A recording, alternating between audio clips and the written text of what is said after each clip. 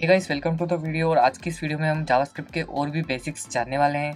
पिछली वीडियो में हमने देखा था कि जावास्क्रिप्ट में वेरिएबल्स क्या होते हैं, डेटा टाइप्स क्या होते हैं, वार लेट कॉन्स्ट क्या होता है, एरे को हम कैसे बना सकते हैं। तो ये सारी चीज़ें हमने पिछली वीडियो में देखी थी। अगर आपने वो वीडियो नहीं देखी तो उसकी लिंक आपको डिस्क्रिप्शन में और आई बटन में मिल जाएगी, आप वहाँ से जाकर उस वीडियो को पहले देख सकते हैं। तो आइए देखते हैं हम एरे के और भी कुछ मेथड्स और एरे को हम कैसे डिक्लेयर कर सकते हैं, वो भी हम देखेंगे। तो देखिए, पहले हमने एरे को डिक्लेयर किया था, लाइक इस स्क्वायर ब्रैकेट्स में हम एरे की वैल्यूज को पास कर सकते हैं सेपरेटेड बाय अ कोमा। और एक और तरीका होता है एरे को बनाने का जावास्क्रिप्ट में, वो हम देखते हैं। तो हम लिखेंगे simply const B equals to new और कैपिटल में लिखेंगे एरे, और इस ब्रैकेट्स के अंदर हम पास कर देंगे जो नई वैल्यूज है हमारी, लाइक 1,2,3,4। इसके अंदर हम कुछ भी पास करते हैं, यश लाइक। हम इसे कंसोल डॉट लॉग करते हैं बी को। तो देखिए, ये यहाँ पे कंसोल में प्रिंट हो जाएगा, ये एक नया एरे। तो ऐसे भी हम इस एरे को क्रिएट कर सकते हैं। अब हम देखते हैं कुछ एरे की कुछ बेसिक मेथड्स। तो बेसिक मेथड्स में हमने पिछली वीडियो में देखा था कि हम एरे में वैल्यूज़ को लास्ट में कैसे ऐड कर सकते हैं। एक बार और मैं बता देता हूँ। तो जैसे कि हमें कोई किसी वैल्यू को इस एरे में लास्ट में ऐड करना है, तो हम सिंपली लिखेंगे ए डॉट पुश, और इसके अंदर हम लिख देंगे लाइक ऑरेंज। तो इसके अंदर हमने जैसे ऑरेंज को पुश किया, तो ये वैल्यू जो ऑरेंज है ये इस एरे के लास्ट में जाकर ऐड हो चुकी होगी। अभी हम कंसोल डॉट लॉग कर लेते हैं ए को। तो देखिए, जैसे हमने इसको कंसोल डॉट लॉग किया, तो इसमें ये ऑरेंज लास्ट में जाकर ऐड हो चुकी है। अब हम मान लीजिए चाहते हैं कि हम किसी वैल्यू को एरे के स्टार्टिंग में जाकर ऐड करें, तो उसके लिए हम करते हैं ए डॉट अनशिफ्ट। ये एक फंक्शन होता है जिसका यूज़ करके हम एरे में वैल्यूज़ को आगे ऐड कर सकते हैं, लाइक जीरोथ इंडेक्स पर। तो देखिए, जैसे ही मैंने ए डॉट अनशिफ्ट किया, तो ये बनाना इसके जीरोथ इंडेक्स पर जाकर ऐड हो चुका होगा। तो जीरोथ इंडेक्स में इसलिए बोल रहा हूँ क्योंकि प्रोग्रामिंग में हर बार जो इंडेक्सिंग है वो जीरो से ही स्टार्ट होती है एरेस की। जैसे कि इसमें जीरो, ये वाला इंडेक्स जीरोथ इंडेक्स है, ये वनथ इंडेक्स है, ये टू है, और ये थर्ड इंडेक्स है। तो इस तरीके से एरेस में इंडेक्सिंग चलती है। और अगर हम मान लीजिए चाहते हैं कि हम जो वैल्यूज़ है एरे की उसको लास्ट से निकालते जाएं, लाइक हम जैसे ये 30 है, इसको हमें डिलीट करना है इस एरे से, तो हम सिंपली करेंगे ए डॉट पॉप एक बार। तो ये जो 30 वाली वैल्यू होगी ये यहाँ से हट चुकी होगी। नहीं सॉरी, 30 वाली नहीं हटेगी क्योंकि हमने लास्ट में ऐड किया था ऑरेंज, ए डॉट पुश ऑरेंज, इसलिए इसमें से हटेगा ऑरेंज। तो पहले अरे में था ऑरेंज, और अब आप देखेंगे कि इसमें ऑरेंज नहीं है। एक बार और मैं ए डॉट पॉप कर देता हूँ ताकि हमें पता चले कि 30 भी हट रहा है। तो देखिए, जैसे मैंने वापस ए डॉट पॉप किया, जो 30 वाली वैल्यू है वो यहाँ से हट चुकी है। तो इस तरीके से हम एरे में से वैल्यूज़ को हटा भी सकते हैं।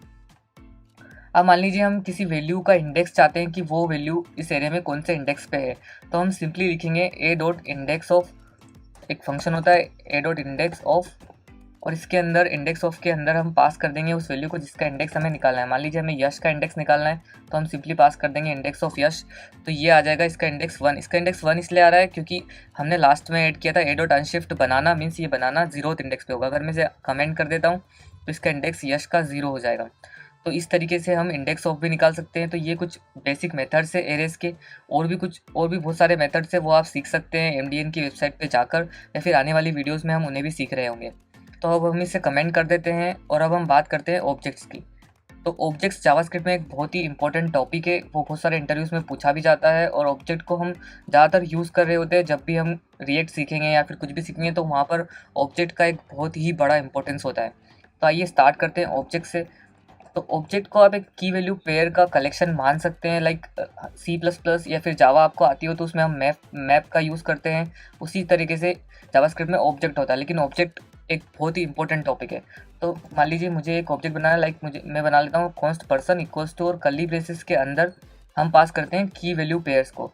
तो लाइक मेरी प्रॉपर्टी होती है, लाइक मेरा फर्स्ट नेम है तो मैं उसको पास कर दूंगा इसमें यश, और इसमें मैं लैंग्वेज पास कर दूंगा, मान लीजिए इसको मैंने पास कर दिया जावा। तो इस तरीके से हम इसमें की वैल्यू पेयर्स को लिख सकते हैं। अब ये जो की है इसे हम स्ट्रिंग्स में भी दे सकते हैं और डायरेक्टली विदाउट स्ट्रिंग्स भी पास कर सकते हैं, इससे कोई फ़र्क नहीं पड़ेगा, दोनों सिमिलर ही है। अब बात आती है कि हम जो ये कीज़ है इन्हें एक्सेस कैसे कर सकते हैं। तो हम सिंपली यहाँ पर कंसोल डॉट लॉग, सबसे पहले मैं आपको दिखा देता हूँ कि इस पर्सन को कंसोल डॉट लॉग कर दे तो क्या आता है। तो देखिए, जैसे मैंने इस पर्सन को कंसोल डॉट लॉग किया, तो ये हमें पूरा ऑब्जेक्ट रिटर्न कर देगा। अब मान लीजिए हमें इस फर्स्ट नेम को सिर्फ एक्सेस करना है इस ऑब्जेक्ट से, तो हम सिंपली लिखेंगे पर्सन डॉट फर्स्ट नेम। तो जो ये यश है ये प्रिंट हो चुका होगा, देखिए यहाँ पर यश प्रिंट हो चुका है। अगर मैं यहाँ पे करता हूँ पर्सन डॉट लैंग्वेज, तो ये यहाँ पर जावा प्रिंट हो गया है। एक तो ये तरीका है एक्सेस करने का वैल्यूज़ को, और एक और तरीका है कि हम एरे के स्क्वायर ब्रैकेट्स में पास कर देंगे वो उस की का नाम स्ट्रिंग्स पे, लाइक मैंने पास कर दिया यहाँ पे फर्स्ट नेम, तो देखिए ये यहाँ पर यस प्रिंट हो चुका है। सेम फॉर लैंग्वेज भी होगा, मैं जैसे लैंग्वेज पास करूँगा तो यहाँ पे जावा लिखा हुआ आ जाएगा। तो ये बात हो गई कीज़ को एक्सेस करने की। अब इसमें ऑब्जेक्ट के अंदर हम ऑब्जेक्ट भी दे सकते हैं। लाइक मैं यहाँ पे दे देता हूँ एक और ऑब्जेक्ट जिसको हम बोल सकते हैं पर्सनल डिटेल्स। और पर्सनल डिटेल्स में हम इस प्रकार से एक ऑब्जेक्ट और बना लेंगे और उस ऑब्जेक्ट में हम डाल देंगे मान लीजिए एड्रेस, और एड्रेस मैंने डाल दिया इंदौर। तो अब हमें मान लीजिए इस पर्सनल डिटेल्स वाले ऑब्जेक्ट को एक्सेस करना है, तो हम सिंपली लिखेंगे पर्सनल डिटेल्स। तो ये जो नया ऑब्जेक्ट है इसके अंदर वाला, ये यहाँ पर प्रिंट हो चुका होगा। अगर हमें इसकी अंदर की वैल्यूज़ को भी एक्सेस करना है तो हम सिंपली यहाँ पे डॉट करके वापस लिख देंगे एड्रेस। तो देखिए इसका एड्रेस यहाँ पर प्रिंट हो चुका होगा। तो इस तरीके से हम ऑब्जेक्ट के अंदर ऑब्जेक्ट भी डाल सकते हैं और ऑब्जेक्ट के अंदर हम एरेज भी डाल सकते हैं। तो एरेज में मान लीजिए मैं एक और यहाँ पे डालता हूँ एरे, इसको बोलते हैं हम फ्रूट्स। और फ्रूट्स में हम डाल देते हैं कुछ फ्रूट्स के नेम्स, जैसे कि मैं डाल देता हूँ यहाँ पे ऑरेंज, और यहाँ पे मैं डाल देता हूँ मैंगो। तो हर की वैल्यू पेयर के बाद हमें कोमा लगाना ज़रूरी होता है, नहीं तो वो एरर देता है। तो अब जैसे कि ये फ्रूट्स नाम का मैंने इसके अंदर एरे डिफाइन कर दिया है। अब मैं चाहता हूँ कि इस फ्रूट्स वाले एरे को मैं एक्सेस करूँ, तो मैं सिंपली यहाँ पे पर्सन डॉट लिखूँगा फ्रूट्स। तो ये जो पूरा एरे है ये यहाँ पर प्रिंट हो चुका होगा। अगर मान लीजिए हमें इसमें से सिर्फ मैंगो चाहिए तो हम क्या लिखेंगे यहाँ पर पर्सन डॉट फ्रूट्स, और इसके अंदर हम पास कर देंगे मैंगो का इंडेक्स, जो कि क्या है 1, क्योंकि एरे की इंडेक्सिंग हमेशा 0 से स्टार्ट होती है। तो ये यहाँ पर मैंगो प्रिंट कर देगा। तो इस तरीके से हम ऑब्जेक्ट को एक्सेस कर सकते हैं। अब मान लीजिए हमने एक ऑब्जेक्ट पहले से डिफाइन कर दिया और हम चाहते हैं कि इस ऑब्जेक्ट में हम और भी कुछ की वैल्यू पेयर्स को ऐड करें बाद में, तो वो हम कैसे कर सकते हैं वो देखते हैं। तो हमें सिंपली लिखना है हमारे ऑब्जेक्ट का नाम और जो हमारी नई की हम डालना चाहते हैं। लाइक नई की को हम डाल सकते हैं, लाइक अभी हम चाहते हैं मान लीजिए नई की लाइक लास्ट नेम। तो लास्ट नेम को हम ऐसे लिखेंगे पर्सन डॉट लास्ट नेम, जो भी हमारी की का नाम है डॉट के साथ लिख देंगे नई की का नाम, और साथ में उसके इक्वल्स में उसकी वैल्यू को पास कर देंगे। तो मेरा लास्ट नेम मेहता है तो मैं इसमें मेहता पास कर देता हूँ, और यहाँ पे हम सेमीकोलन लगाएंगे या फिर नहीं भी लगाएंगे तो भी चलेगा। तो अब देखिए तो अब हम प्रिंट करते हैं हमारे ऑब्जेक्ट को, फिर से पर्सन वाले ऑब्जेक्ट को। तो देखिए जैसे मैंने इस ऑब्जेक्ट को प्रिंट किया तो यहाँ पर हमें एक लास्ट नेम वाली प्रॉपर्टी मिल जाएगी। देखिए ये लास्ट नेम यहाँ पर हमें मिल चुका है। तो इस तरीके से हम ऑब्जेक्ट में वैल्यूज़ को ऐड भी कर सकते हैं। ये तो एक पहला वे है ऑब्जेक्ट में वैल्यूज़ को ऐड करने का। एक और तरीका मैं बताता हूँ कि हम यहाँ पर स्क्वायर ब्रैकेट्स लगाएंगे और स्क्वायर ब्रैकेट्स के अंदर हम पास कर देंगे हमारी की का नाम स्ट्रिंग्स में। तो क्या होगा कि जो हमारी वैल्यूज़ है वो भी, तो इससे भी हमारी वैल्यूज़ हमारे ऑब्जेक्ट में ऐड हो जाएगी। तो देखिए इसमें लास्ट नेम फिर भी ऐड हो चुका है। और एक और तरीका है स्प्रेड ऑपरेटर का। स्प्रेड ऑपरेटर क्या होता है, वो A6 का एक कॉन्सेप्ट है।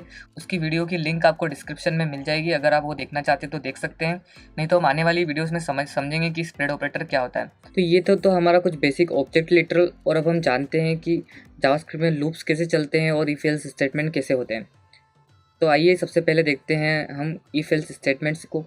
तो हम इस पूरे को पहले कमेंट कर देंगे एक बार, फिर हम इसको बाद में यूज़ भी कर रहे होंगे, लेकिन अभी हम यूज़ करते हैं। सबसे पहले देखते हैं इफ एल्स स्टेटमेंट्स को हम हमारे जावास्क्रिप्ट में कैसे यूज़ कर सकते हैं। तो मान लीजिए मैंने यहाँ पर एक वैल्यू लिखी कॉन्स्ट a इक्वल्स टू 10 और एक और लिखा कॉन्स्ट b इक्वल्स टू 15। और अब मुझे चेक करना है कि जो a है वो क्या b से बड़ा है। तो मैं सिंपली यहाँ पर लिखूँगा इफ़, और इफ़ के ब्रैकेट्स में पास कर दूँगा कि if a is greater than b, then मैं कंसोल डॉट लॉग कर दूँगा ट्रू, और एल्स, और सेम यहाँ पर हम लिख सकते हैं एल्स, और यहाँ पे मैं लिख दूँगा कंसोल डॉट लॉग फॉल्स। ये यहाँ पर फॉल्स की स्पेलिंग गलत है इसलिए इसने एरर दे दी है। तो जैसे ये स्टेटमेंट चलेगा तो अगर a बड़ा होगा b से तो ये ट्रू दे देगा, लेकिन a यहाँ पर b से बड़ा नहीं है इसलिए इसने हमें फॉल्स दे दिया। अगर मैं इसे 16 कर देता हूँ तो देखिए ये हमें ट्रू प्रिंट कर देगा। तो इस तरीके से हम इफ एल्स स्टेटमेंट का यूज़ कर सकते हैं। और इसका एक शॉर्ट हैंड होता है, उसे हम बोलते हैं टर्नरी ऑपरेटर। उसे हम कैसे यूज़ करते हैं वो देखते हैं। तो देखिए मैं यहाँ पे सिंपली एक लाइन में इस जो हमने इफ एल्स का स्टेटमेंट लिखा था मैं वापस उसको कर देता हूँ। तो देखिए ये जो स्टेटमेंट है हमारा, ये हमने 1 2 3 4 लाइन में लिखा है। अब इसी चीज़ को अगर हम एक लाइन में लिखना चाहते हैं, जो एक बहुत ही अच्छी चीज़ होती है अगर हमें इंटरव्यूअर्स कुछ ऐसी चीज़ बोलते हैं और जहाँ पर हमें इफ एल्स का यूज़ करना होता है, तो हमें वहाँ पर टर्नरी ऑपरेटर्स का यूज़ करना होता है। तो हम उससे कैसे यूज़ कर सकते हैं वो देखिए। तो देखिए मैं यहाँ पे सिंपली लिखूँगा कंसोल डॉट लॉग, और मैं लिखूँगा कि अगर a b से बड़ा है, और मैं क्वेश्चन मार्क लगाऊंगा। ये हमारी कंडीशन हो जाती है यहाँ पर। उसके बाद क्वेश्चन मार्क में हो जाता है जो भी हमें इस कंडीशन को ट्रू होने पे लिखना है। लाइक मुझे a is greater than b है, तो मुझे यहाँ पे कंसोल डॉट लॉग करना था ट्रू, तो मैं यहाँ पे ट्रू लिख दूँगा, और एल्स में लिख दूँगा मैं फॉल्स। अगर हम कॉलन लगा दें तो ये एल्स की तरह ट्रीट होता है, और इसके इस क्वेश्चन मार्क के पहले वाला इफ़ की तरह ट्रीट होता है। तो देखिए इसे मैं अभी यहाँ पे कमेंट कर देता हूँ, तो हमें यहाँ पर मिलेगा ट्रू प्रिंट हुआ हुआ। अगर मैं इसे 10 कर देता हूँ, लाइक इसे मैं 10 कर देता हूँ, तो यहाँ पे हमें मिल जाएगा फॉल्स प्रिंट हुआ। तो देखिए हमने इन 4 लाइन्स को सिंपली एक लाइन से भी कम में कैसे कन्वर्ट कर दिया है। तो ये होता है टर्नरी ऑपरेटर, जिसे हम ज़्यादातर यूज़ कर रहे होते हैं E6 में। अब हम जानते हैं जावास्क्रिप्ट के कुछ बेसिक लूप्स। तो लूप्स आपको पता होगा कि एक ही चीज़ को बार बार अगर हमें करनी है या फिर किसी एरे पे इटरेट करना है, तो वहाँ पर हम लूप्स का यूज़ कर रहे होते हैं। तो अभी हम बेसिक यूज़ देखते हैं लूप्स का। मान लीजिए हमें 1 से लेके 10 तक के नंबर्स प्रिंट करने हैं, तो हम बार बार कंसोल डॉट लॉग तो नहीं कर सकते कि console dot log 1 console dot log 2, तो ऐसे तो बहुत ज़्यादा प्रॉब्लम हो जाएगी। तो मान लीजिए हम यूज़र से इनपुट ले लेते हैं किसी वेरिएबल में एक n को। तो मान लीजिए हमने 10 उससे इनपुट में ले लिया है, कॉन्स्ट n इक्वल्स तो मैंने 10 कर दिया और हमने यूज़र से इनपुट में ले लिया n। अब हम चाहते हैं कि जो वो इनपुट में देगा n, हम उसको 1 से लेके उस n तक की वैल्यूज़ को प्रिंट करेंगे। तो उसके लिए हम सिंपली लिखेंगे फॉर, और यहाँ पे लिखेंगे for let i equals to 0, i less than n and i plus plus. ये दूसरी लैंग्वेजेस में भी आपने देखा होगा सेम ही होता है, बस यहाँ पर हम इंट या फिर और कुछ पास करते हैं दूसरी लैंग्वेजेस में, क्योंकि हम जावास्क्रिप्ट डायनामिकली टाइप्ड है। तो यहाँ पर हम सिंपली लेट, वार और कॉन्स्ट पास करते हैं।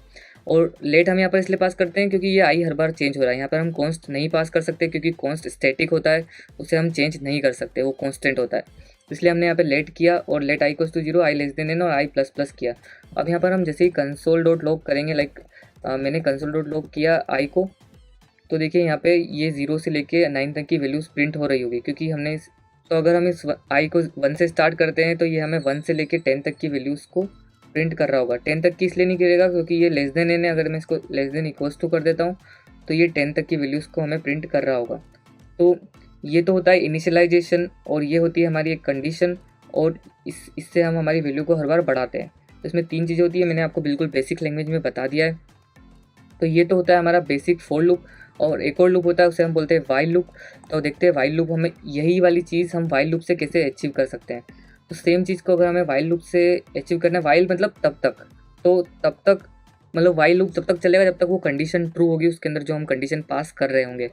तो मान लीजिए हम यहाँ पर लेट आई इक्वल्स टू 1 नाम का एक वेरिएबल बना लेते हैं, और हमें सेम यही चीज़ करनी है वाइल लूप से। तो हम यहाँ पर लिखेंगे while I is less than equals to n, और फिर हम सिंपली कंसोल डॉट लॉग कर रहे होंगे आई को, और बाद में हम प्लस प्लस कर रहे होंगे आई को। तो उससे क्या होगा, 1 से लेकर 10 तक की वैल्यूज यहाँ पर प्रिंट हो चुकी होगी। अभी हमें इसे यहाँ से हटाना पड़ेगा थोड़ी देर के लिए। तो देखिए ये 1 से लेकर 10 तक की वैल्यूज यहाँ पर प्रिंट हो रही है। तो ये इस फॉर लूप वाली सेम चीज़ हमने वाइल लूप से भी अचीव कर ली। वाइल लूप बहुत ज़्यादा हैंडी होता है जब भी हमें कोई ऐसी कंडीशन आ जाती है कि हमें उस चीज़ को तब तक चलाना है जब तक कोई कंडीशन ट्रू या फॉल्स ना हो। तो ये वाइल लूप उस तरीके से काम करता है। तो ये हमारा है बेसिक वाइल लूप, और इसमें बहुत सारे और भी मेथड होते हैं लाइक फॉर ईच लूप। अभी मैं आपको फॉर ईच लूप नहीं बताऊंगा, और फिल्टर, मैप, रिड्यूस, ऐसी बहुत सारी मेथड्स होती है। उसके लिए मैंने हायर ऑर्डर फंक्शंस नाम की एक वीडियो बना रखी है, उसकी लिंक आपको डिस्क्रिप्शन में और आई बटन में मिल रही होगी। आप वहाँ से जाकर उस वीडियो को देख सकते हैं, वो बहुत ही इंपॉर्टेंट वीडियो है। तो ये था बेसिक फॉर लूप और बेसिक इफ एल्स स्टेटमेंट, और अभी थोड़ी देर पहले हमने देखा ऑब्जेक्ट और एरे। तो ये सारी चीज़ें आज की इस वीडियो में हमने देखी। तो इस वीडियो में इतना ही। अगर आपको वीडियो पसंद आई है तो प्लीज़ लाइक करें, शेयर करें, सब्सक्राइब करें, और आने वाली वीडियोस की अपडेट्स पाने के लिए बेल आइकन को प्रेस करें। Thank you.